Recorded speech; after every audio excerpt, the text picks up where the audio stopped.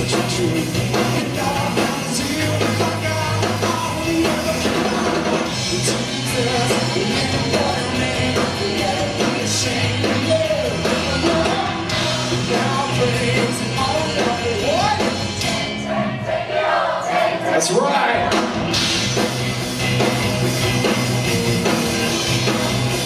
Sing it out, you sit your son. You sit your son. From heaven to earth. Deliver us all. To turn around. You're awesome to truth. And all counts you. Oh God, all the earth.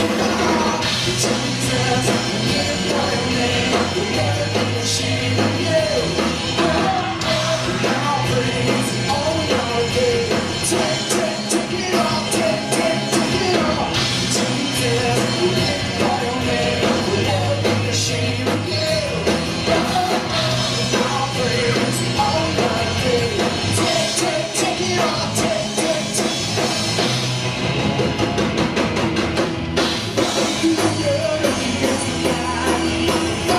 The shining light. In your hands is power to save the world in my life. Welcome to the world, here's a cry for following the shining light. In your hands is power to save the world in my life. All right, let's sing it together.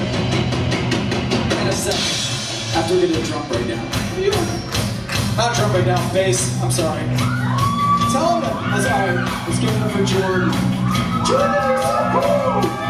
There we go. All right, let's sing it. Jesus, we're living for your name. I'll never be ashamed of you. And I'll praise all we ought to do. All right.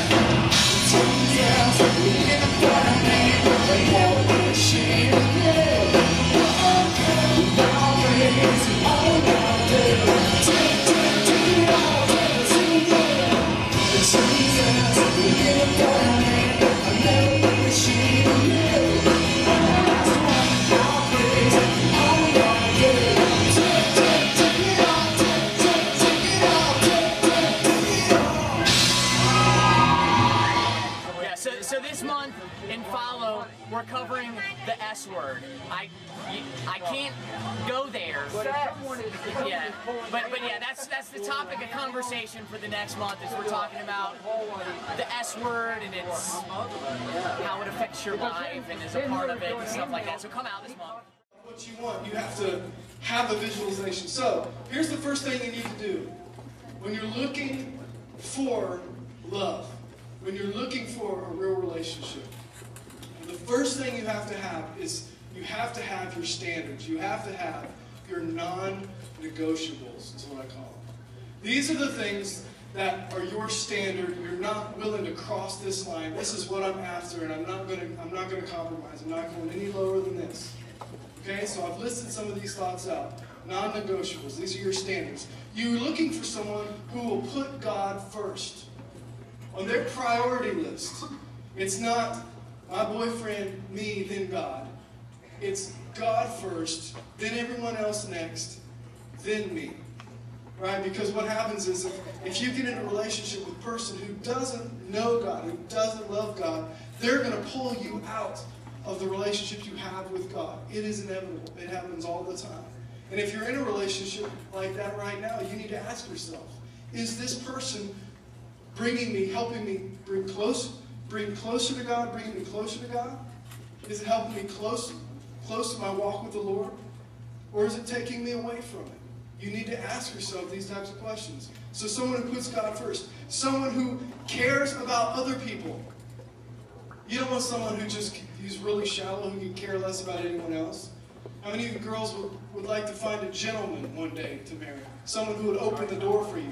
Someone who will open the door not just for you, but for your grandmother.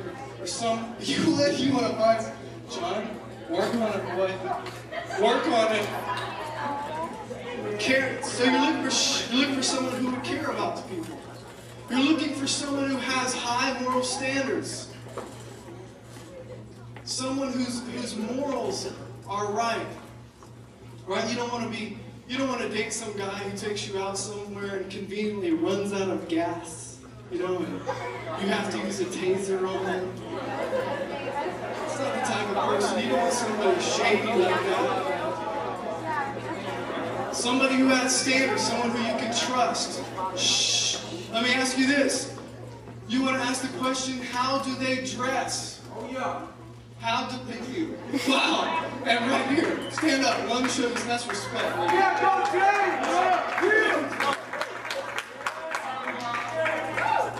How do they dress? Are they, listen to me, are they advertising all of their equipment in the way they're dressing? You know, and ready to go for a test drive? Hoochie mama.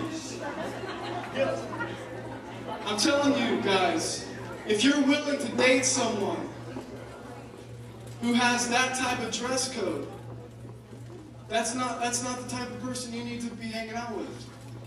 You've lowered your standards. You've gone too far. You need to have some respect and show them they need to have some respect, right? You need to ask the question: do they lie, cheat, or steal? Are they honest? Are they dishonest? The type of questions that you need to ask. Here's a really, really big one. Are they hot? Yes. Are they attractive is what I mean. That's okay. It's okay to have someone. When I first saw my wife in youth group just like this, the first thing I didn't think about was, hey, she looks like a really honest person. That's not what I said. I looked at her and went, holy shnikes. I've got to do a little investigation right now. What is this girl's name? You see, because it's not, yeah, I mean, all these things, it's all part of it. It's all a part of it. Yeah, it's okay to be attracted to somebody, right? God gave us those feelings. Do my parents like her? Good question to ask. Or him. Would my parents like him? But it gets down to like just personal taste, you know, sense of humor. Do they have good hygiene? That's really important. Personal hygiene is good. Some of you guys come in here, you smell like cabbage and things. And it's not right. It's smelling like the forest. Okay, so you have these things,